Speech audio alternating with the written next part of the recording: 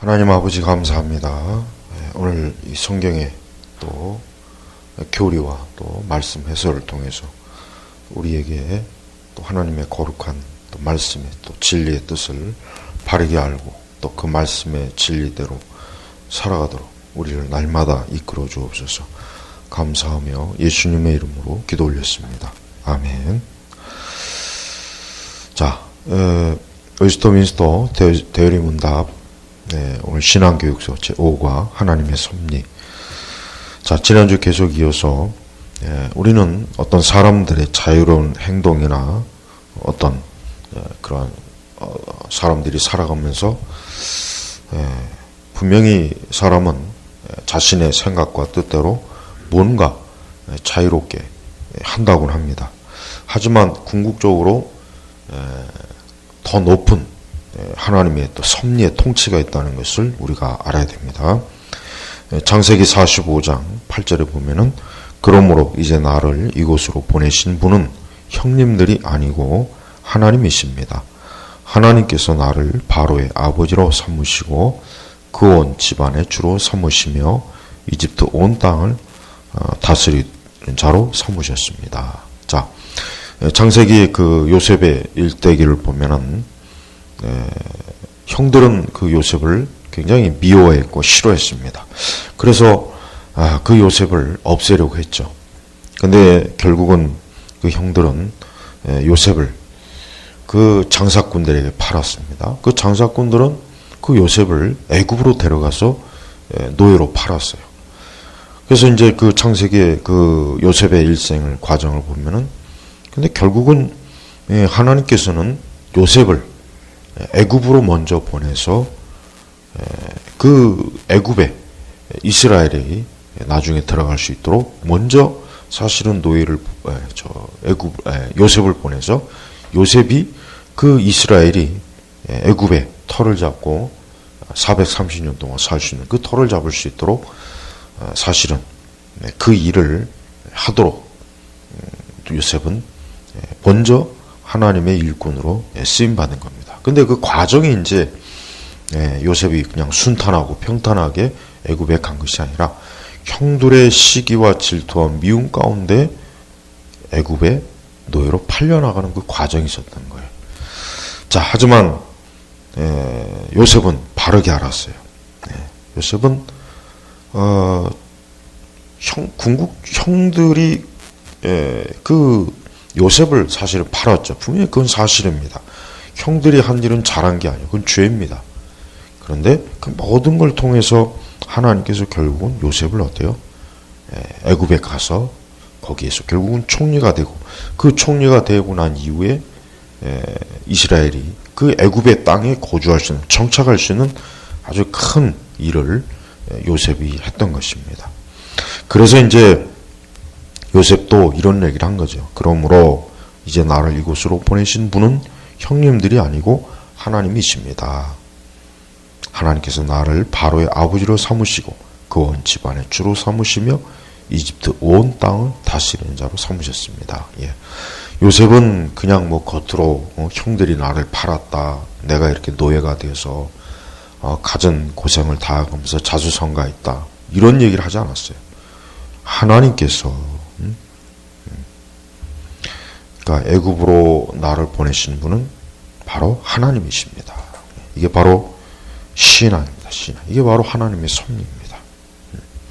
또한 인간의 그 죄악조차도 하나님의 그 섭리의 통치를 받고 있다는 것을 우리는 또 한번 신약 성경에서도 살펴보겠습니다. 신약성의 사도행전 2장 23절에는 이러한 말씀이 있습니다. 사도행전 2장 23절에는 하나님이 정하신 계획과 미리 하심을 따라 내어주신 그분을 너희가 법 없는 자의 손을 빌려 못 박아 죽였으나 하나님의 정하신 계획과 미리 하심을 따라. 그러니까 예수님도 역시 이 땅에 오셨고 3년 동안의 공생의 사역을 하시고 그리고 마지막에는 이제 예수님께서는 그만 그 유대 그 대제사장이나 바리새인들의 시기와 질투의 미움으로 예수님은 그 로마의 법정에서 결국은 사형 선고를 받고 십자가에 죽으셨습니다. 근데 겉으로 보기에는 그렇습니다. 그러나 사도들은 그 모든 것이 그냥 예수님께서 억울하게 죽으셨다. 예수님께서 그냥 억울하게 너희들의 그 시기와 질투로 인해서 예수님이 십자가에 죽으셨다. 이렇게 저들은 말하지 않고 뭡니까? 하나님의 정하신 계획과 미래하심을 따라 내어주신 그분을 너희가 법 없는 자들의 손을 빌려 못 박아 죽였으나, 자, 하나님의 정하신 계획과 미래하심. 이게 바로 통치입니다. 통치. 하나님의 섭리의 통치. 자, 이렇게 우리가 이제 이 하나님의 섭리의 목적이 뭐냐? 그건 뭐냐면 하나님의 섭리의 목적은 하나님 자신의 영광을 드러내시는 것이다.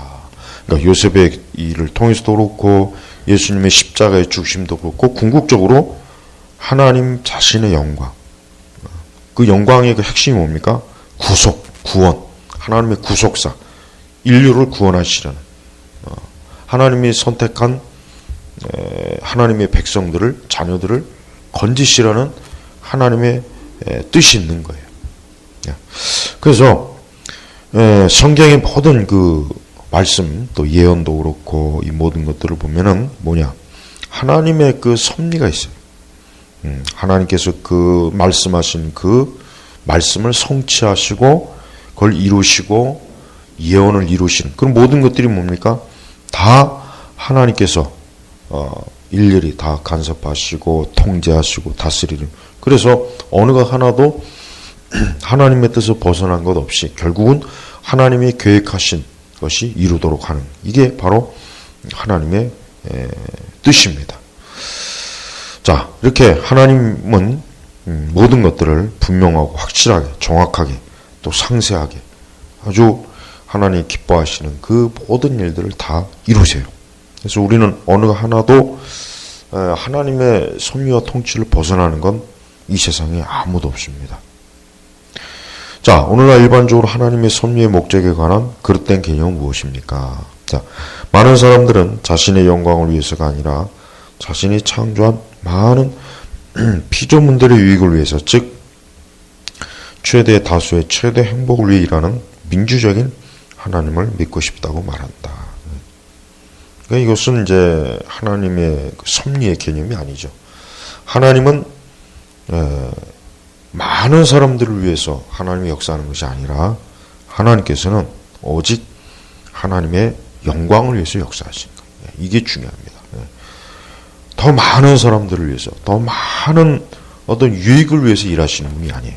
우리가 이 세상의 어떤 그런 철학이나 도덕이나 윤리 개념하고 하나님의 섭리의 개념과 혼동하면 안 됩니다. 그러니까 하나님께서 이 세상을 통치하시는 데 있어서 우리가 이해할 수 없는 게 많죠.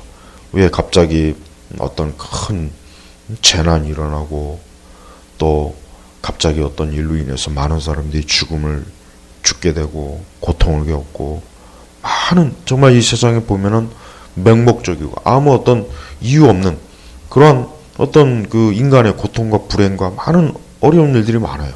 그러니까 왜 세상이 항상 좋은 일만 있고 사람들이 항상 좋은 일만 생기고 그냥 평생 아무 고통, 걱정, 근심, 염려 없이 일생을 그렇게 잘 살다가 또 잘 죽으면 좋지 않을까요? 하지만 하나님은 그것이 하나님의 목적이 아니에요. 그것이 하나님의 뜻이 아닙니다. 물론 하나님은 그렇게 할 수 있지만 하나님께서는 그보다 더 큰 원대한, 더 중요한 뭡니까?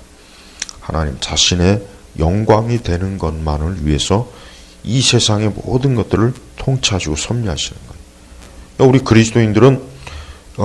그리스도인들, 우리도 그래요. 우리도 어떤 이해할 수 없는 일들이 많아요.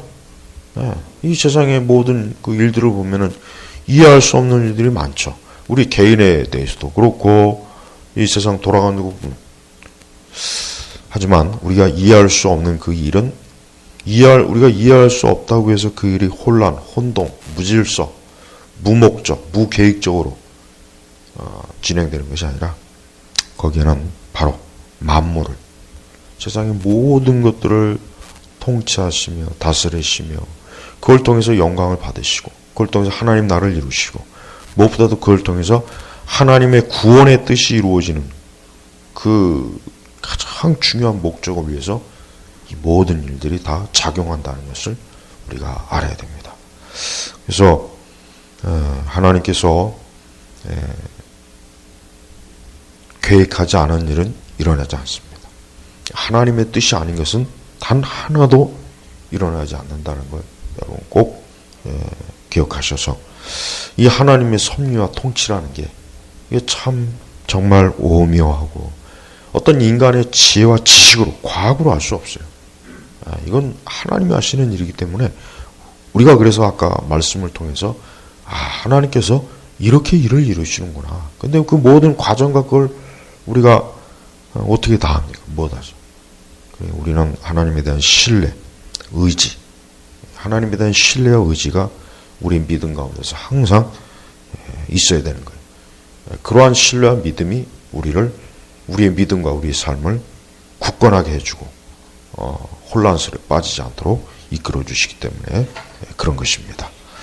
자, 오늘은 여기서 마치겠습니다.